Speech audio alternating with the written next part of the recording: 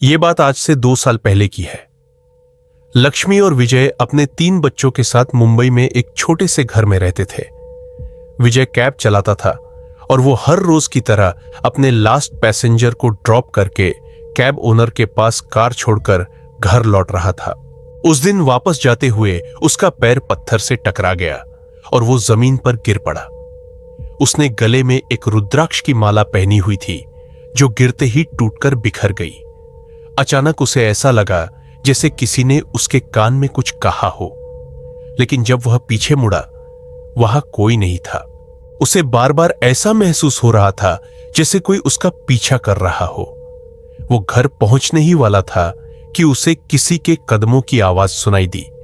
उसने मुड़कर नहीं देखा और सीधे चलता रहा, लेकिन वो आवाज तेज होती गई और तभी उसने देखा कि एक औरत की परछाई उसके पैरों के बीच से आती हुई दिख रही थी। उसने बहुत हिम्मत करके पीछे देखा तो एक बहुत बूढ़ी औरत लंगड़ाते हुए उसकी तरफ बढ़ रही थी।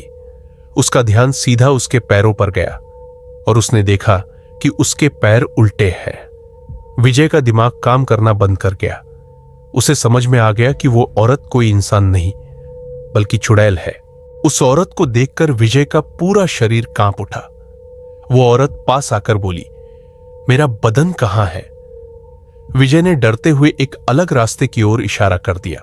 वो औरत उस रास्ते पर चली गई और जैसे तैसे विजय अपने घर पहुंचा।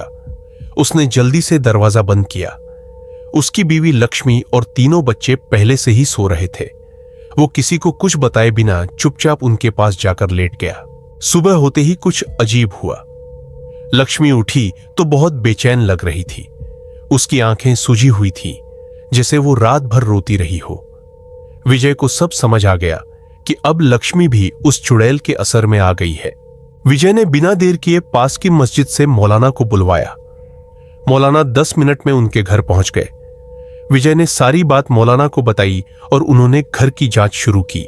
मौलाना ने लक्ष्मी को शांत किया और पूछा कि रात को क्या हुआ था।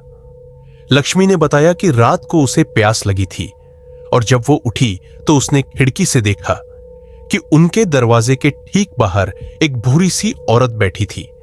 उसने सिर झुका रखा था।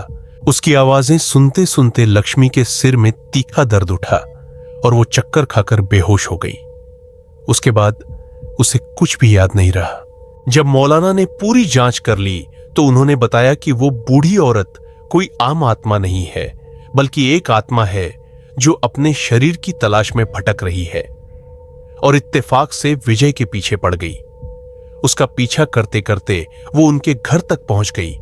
मौलाना ने विजय के परिवार को तावीज दिए और कहा, अगले कुछ दिनों तक हर रात इन तावीजों को पहनिए और दरवाजे के बाहर एक दिया जरूर जलाइए।